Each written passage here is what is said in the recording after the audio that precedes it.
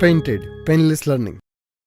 નમસ્કાર વિદ્યાર્થી મિત્રો, સ્વાગત કરું છું તમારું પેઇન્ટેડ લર્નિંગમાં. મને ખબર છે તમે લોકોએ આ વિડીયો લાઈક કરી દીધો છે ને? ન કર્યો હોય તો મારા સમજો, ઝડપથી સબસ્ક્રાઇબ કરો. સૌથી અગત્યની બાબત કે પહેલો ભાગ 1 થી 5 ચેપ્ટરના મેં આઈએમપી પ્રશ્ન મૂક્યા હતા ઇકોનોમિક્સના.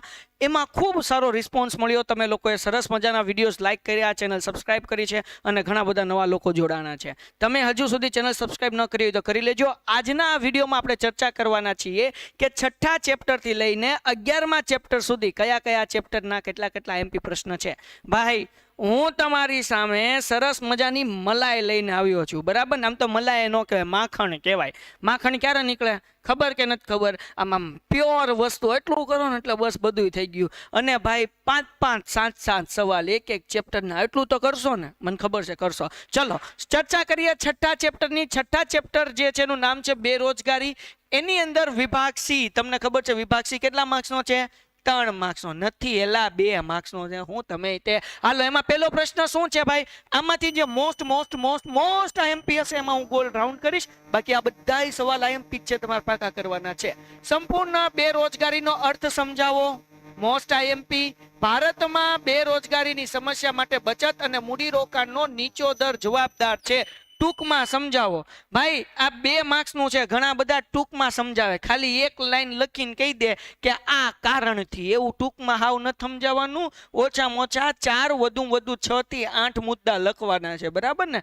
એટલે ટૂંકમાં એટલે હાવ એક લાઈનમાં નહીં પતાવી દેતા. પછી અર્ધ બેરોજગારીનો ખ્યાલ વિગતવાર સમજાવો. અર્ધ બેરોજગારી કોને કહેવાય? તમને ખબર જ હશે કે જે વ્યક્તિને આખો દિવસ કામ ન મળતું હોય અથવા તો આખા વર્ષ દરમિયાન કામ ન મળતું હોય એને શું કહેવાય? અર્ધ બેરોજગારી કહેવાય, બરાબર ને? આવતા વર્ષે 11-12 કોમર્સે લોન્ચ કરવાની છે, કોઈને કહેતા નહીં. હાલો, આ વખતે તો ખાલી આઈએમપી છે. એના પછી ગ્રામ્ય વિસ્તારમાં સતત વીજળીની સેવા ઉપલબ્ધ કરવા કઈ યોજના શરૂ કરવામાં આવી તેનો ખ્યાલ આપો. ઓકે, આ પ્રશ્ન જે છે એના કરતાં આ મોસ્ટ આઈએમપી છે. આ એક વખત વાંચી લેજો એટલે કંઈક આવ્યું તો સરસ મજાના ગોળ ગપાટા નહીં પણ સીધા મારી શકો, બરાબર ને?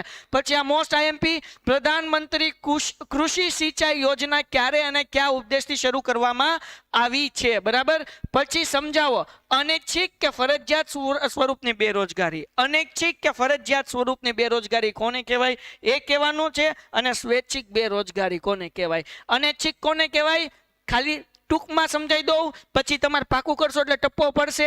મારે કામ કરવું છે તોય મને મળતું નથી, એ અનૈચ્છિક છે. મારી ઈચ્છા નથી કે ઘરે બેઠું રહેવું, પણ નોકરી નથી મળતી એટલે બેઠું રહેવું પડે, અનૈચ્છિક કહેવાય. અને સ્વૈચ્છિક કોને કહેવાય? મને નોકરી મળે છે પણ કામ નથી કરવું. સમજાઈ ગયું કે નહીં? હાલો આગળ વ્યા જઈએ. પછી આપણે 7મો પ્રશ્ન શું છે ભાઈ? એટલે આ ખાસ કરી નાખજો. આ 8 જ પ્રશ્ન છે. હવે આમાં ક્યાં મારે મોસ્ટ કરવા, છતાં હું સકડા કરું છું, બરાબર ને? બેરોજગારીની સમસ્યા હળવી કરવાના ઉપાયોની યાદી બનાવો. આ જ સવાલ તમને શું કહેવાય કે મોટા માર્ક્સની અંદર પણ પૂછાશે. એટલે આ સવાલ જે છે એ તમને 2 માર્ક્સમાં પણ પૂછાઈ શકે. અને આગળ જે આપણી પાસે છે વિભાગ ડી, એની અંદર આમાંથી વિભાગ ડી માંથી પૂછાતો પણ આ પ્રશ્ન છે એ તમારે ધ્યાન રાખવાનો છે, બરાબર ને? કદાચ જો પૂછાઈ જાય તો તમારે એ લખવો પડશે. ભારતમાં શ્રમ પ્રધાન ઉત્પાદન પદ્ધતિ વધારે અનુકૂળ છે, સમજાવો. શ્રમ પ્રધાન કેવું કીધું? શ્રમ પ્રધાન તમને ખબર હશે, બરાબર ને? શ્રમ પ્રધાન ઉત્પાદન પદ્ધતિ કોને કહેવાય? આ મોસ્ટ આઈએમપી છે. તો આ 8 પ્રશ્ન છે. અગર તમે કરી લીધા તો ડેફિનેટલી એકાદો પ્રશ્ન તમને વિભાગ સી ની અંદર ભટકાશે. હવે વાત કરીએ ચેપ્ટર નંબર 7. એનું નામ છે વસ્તી. આ વસ્તી વિસ્ફોટનું કારણ તમને ખબર જ છે, બરાબર ને? 2 ના 4 ને 4 ના 8 ને 8 ના 16 અત્યારે એમ વધતા જ જાય, બરાબર ને? આપણા દાદાના કેટલા, આપણા મમ્મી પપ્પાની કેટલા ભાઈઓ છે અને એ બધાને પાછા કેટલા છે. વસ્તી વિસ્ફોટ તો સમજાવવું જ ન પડે ને? હાલો આગળ વ્યા જઈએ. હવે આ પ્રશ્ન જે છે એ વિભાગ ડી ની અંદર પૂછાય, એટલે કે 3 માર્ક્સનો પૂછાય. 3 કેટલા? 3. હાલો, તો 3 માર્ક્સમાં 5 જ પ્રશ્ન ભાઈ. પહેલો પ્રશ્ન શું છે? વસ્તી વિસ્ફોટની વિગતે સમજૂતી આપો. વસ્તી વિસ્ફોટ કોને કહેવાય એની આપણે સમજૂતી આપવાની છે. વસ્તી નિયંત્રણમાં શિક્ષણની ભૂમિકા સમજાવો. ભણેલા છો ને તો આ ભૂમિકા આવડવી જોઈએ. ભૂમિકા, કોઈ છોકરીની વાત નથી થતી, ભૂમિકાની વાત થાય છે, બરાબર ને? ઘણા બધાને ખાલી ભૂમિ જ દેખાય, કારણ કે બીજું કંઈ દેખાય જ નહીં. અહીંયા ધ્યાન રાખો. હવે 8 ડી ની જ વાર છે. ભારતમાં વસ્તીના વલણો જણાવો. પછી આગળ વ્યા જે ઉત્પાદક અને અનુત્પાદક વસ્તી એટલે શું? ખબર જ હશે. આગળ વ્યા જઈએ. વસ્તી નીતિનો અર્થ આપો. તો આ 5 પ્રશ્ન મોસ્ટ આઈએમપી છે અને પછી વિભાગ ઈ ની અંદર એટલે કે આ ચેપ્ટરમાંથી 5 માર્કનો સવાલ પૂછાય. આ જુઓ 3 સવાલ જ કાઢ્યા છે, ખાલી 3 કરી નાખજો, એકાદો હશે બરાબર. હવે જરૂર નથી, આમાંથી કોઈ પણ એક સવાલ પણ 5 માર્ક્સની અંદર આવી શકે. એટલે તમારે આને આખો પાકો કરશો એટલે 3 માર્ક્સમાં લખી શકશો અને 5 માં લખી શકશો બરાબર. આગળ વ્યા જઈએ. ભારતમાં જાતીય પ્રમાણ દર 1000 પુરુષે સ્ત્રીની સંખ્યાની વિગત ચર્ચા કરો. આંકડાકીય માહિતી આવડવી જોઈએ, ગપાટા ફફાટા હાલે નહીં. આગળ વ્યા જઈએ. અને એક બહુ અગત્યની બાબત, બાપુ તમે બધું લખ્યું ને અને આંકડા ન લખ્યા ને તો ઇકોમાં પૂરા માર્ક્સ ન આવે. ઇકોમાં પૂરા માર્ક જોતા હોય ને ભાઈ તો આંકડાકીય માહિતી તમને ખબર હોવી જોઈએ. હજુ સુધી યાદ ન કરી હોય તો કરી લેજો. વસ્તી નિયંત્રણના ઉપાયોની વિગતવાર સમજૂતી આપો. ભાઈ વસ્તી નિયંત્રણ કઈ કઈ રીતે થાય એના ઉપાયો તમારે આપવાના છે. ભારતની ઉંમરના પ્રમાણમાં વસ્તી નીચેના કોષ્ટકમાં આપી છે, તેની યોગ્ય આકૃતિ રજૂ કરી વિશ્લેષણ કરો. ગ્રાફ દોરવાનો આવે ભાઈ બરાબર ને, 5 માર્ક્સનો પૂછાય, ખબર છે કે નહીં? તો આપણે એ દોરવાનું છે. હવે આપણે વાત કરીએ પ્રકરણ 8 ની, જેનું નામ છે કૃષિ ક્ષેત્ર. સૌથી પહેલા વિભાગ સી, જે 3 માર્ક્સનો નથી, 2 માર્ક્સનો છે, યાદ રાખો. હાલો, એના 7 પ્રશ્ન છે. 7 પ્રશ્ન કરવાના. પેલું શું છે? ભારત શા માટે ખેતી પ્રધાન દેશ તરીકે ઓળખાય છે? કારણ તમને ખબર જ છે. આગળ વ્યા જઈએ. ખબર છે? ન ખબર હોય તો કમેન્ટ કરો. તમારે ક્વિક સમજૂતી જોવે 5 માર્ક્સના સવાલના જવાબની તો હું તમારા માટે લઈને આવીશ, પણ એના માટે મને કોમેન્ટ જોશે બરાબર ને. હાલો, ભારતીય અર્થતંત્રમાં ખેતી કરોડરજ્જુ સમાન છે, સમજાવો. આ એમપી છે ભાઈ. અનાજ અને અનાજેતર એટલે કે રોડિયાની રોકડિયા આવે. આ તમે સમજી ગયા ને? આ પેરેન્ટિંગ મિસ્ટેક છે. રોકડિયા પાક વચ્ચેનો તફાવત આપો. હરિત ક્રાંતિના બીજા નામ જણાવો. હરિત ક્રાંતિ આપણને શું કહેવાય કે આની અંદર પણ આવશે બરાબર. એટલે જો પહેલો જ પ્રશ્ન છે અને બોર્ડમાં સૌથી વધારે વખત પૂછાઈ ગયો સેક્શન ડી ની અંદર, એટલે એ હું તમને આપવાનો છું. એટલે હરિત ક્રાંતિ સારી રીતના કરવાની. પાકની ફેરબદલીનો અર્થ આપી તેના કારણો જણાવો. આપણે કારણ જણાવી દેવાના. પાકની ફેરબદલી ખબર પડે, ગામડામાં રહેતા હો તો અને સિટીમાં રહેતા હોય તો ભણ્યા હોય, ચિંતા ન કરો. ભારતમાં ખેતીની નીચી ઉત્પાદકતામાં સિંચાઈનો અભાવ કઈ રીતે જવાબદાર છે અને ખેતીની ખેત ઉત્પાદકતા વધારતા ખેત ધિરાણ વિશે સમજૂતી આપો. So this was a very important question for you. આ 7 જ સવાલ છે, સાવ ઈઝી છે. 15-20 મિનિટ ધ્યાનથી જોવો ને બાપુ, 20મી મિનિટે તમે લખી શકો, પણ ધ્યાનથી જોવા પડે, પાકા કરવા પડે. હવે આપણે વાત કરીએ વિભાગ ડી ની. વિભાગ ડી ની અંદર કયા કયા ઇમ્પોર્ટન્ટ 5 ક્વેશ્ચન ખાલી. પેલું હરિત ક્રાંતિ, મેં ઓલરેડી તમને કીધું. પાકની ફેરબદલી આમાં આવ્યું હતું અને પાકની ફેરબદલી આમાં આવ્યું છે.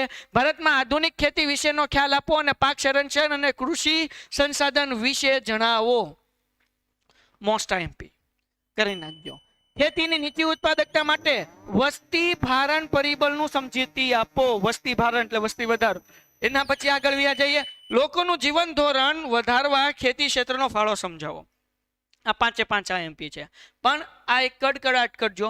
બાકી બધા એવા પ્રશ્ન છે કે તમે થોડા ઘણા ડપાટા મારી શકો સમજીને બરાબર ને. ગપાટાનો મતલબ એવો નથી થતો કે મનમાં આવે એ લખું. ગપાટાનો મતલબ એવો થાય પાકું કર્યું ને જે મનમાં છે ને એ લખવું. મનમાં આવે એ લખવું અને મનમાં છે એ લખવું, એમાં ફરક છે. અને તમે સમજતા હશો, 12મા વાળા છો. હાલો આગળ વ્યા જઈએ. 8મું પ્રકરણમાં આપણને વિભાગ ઈ ની અંદર પણ પૂછાય છે. 2 જ પ્રશ્ન છે, ધ્યાન રાખજો. ભારતમાં કૃષિની વર્તમાન સ્થિતિની સમીક્ષા કરો અને કૃષિ નીચી ઉત્પાદકતા માટેના કારણો સમજાવવા. આની અંદર બધાય કારણ આવી જાય બરાબર.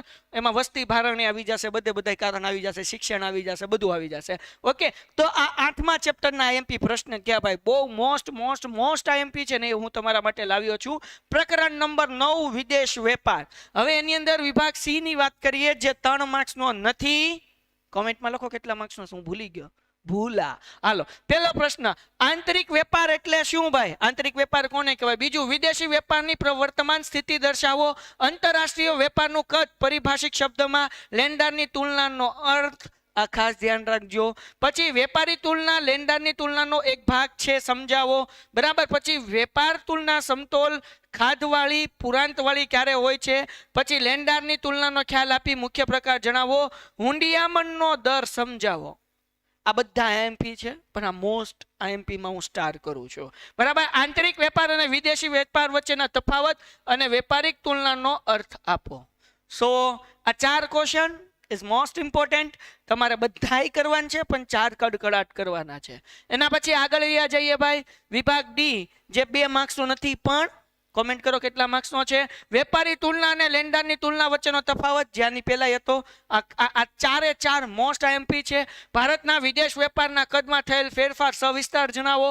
લેણદારની તુલનામાં ચાલુ ખાતું અને મૂડી ખાતાનો તફાવત સ્પષ્ટ કરો અને લેણદારની તુલનાનો અર્થ આપી તેના પ્રકાર ખાતાઓ તેમજ લેણદારની તુલનાને અસર કરતા પરિબળો જણાવો. આ 4 મસ્ટ આઈએમપી સવાલ છે. એના પછી આપણે સવાલ કરીએ, વાત કરીએ છીએ પ્રકરણ નંબર 10 ઉદ્યોગ ક્ષેત્ર. અને આ તમે કર્યું હશે, બરાબર ને. આપણે ગુજરાતી ધંધાદાર વ્યક્તિ અને ધંધાનું ચેપ્ટર આવે એટલે આમ ગદ થઈ જાય, એમ મજા આવી જાય. તો આ મજાનું ચેપ્ટર છે ભાઈ. પહેલો સવાલ, આ 9 સવાલ છે, 2 માર્ક્સના, બહુ આઈએમપી છે, કરી નાખજો. ઔદ્યોગિકરણ એટલે શું? ઉત્પાદિત વસ્તુના આધારે ઉદ્યોગના પ્રકાર જણાવો. ઉદ્યોગના પ્રકાર જણાવવાના છે, બરાબર ને. પછી નાના પાયાના ઉદ્યોગ એટલે શું? સંયુક્ત મૂડી કંપનીના ઉદાહરણ આપો. ઔદ્યોગિકરણથી કેવી રીતે સામાજિક માળખામાં ફેરફાર કરી શકાય? બહુ બધા અગત્યનું છે, પણ આમ જેમ અંદરથી આમ આવે ને આમ એ આપણે એટલે પૂછાય એવું, બીજું કાંઈ નહીં. ઈ સ્ટાર કરું છું. વિશિષ્ટ આર્થિક વિસ્તાર એટલે શું? Most IMP. અત્યારના આપણા મોદી સાહેબ વધારે ને વધારે આર્થિક વિસ્તાર જે છે એ બનાવવાનો પ્રયત્ન કરી રહ્યા છે. તો આ ખાસ સમજી લેજો, ભવિષ્યમાં પણ ધંધો કરવામાં વસ્તુ કામ આવશે.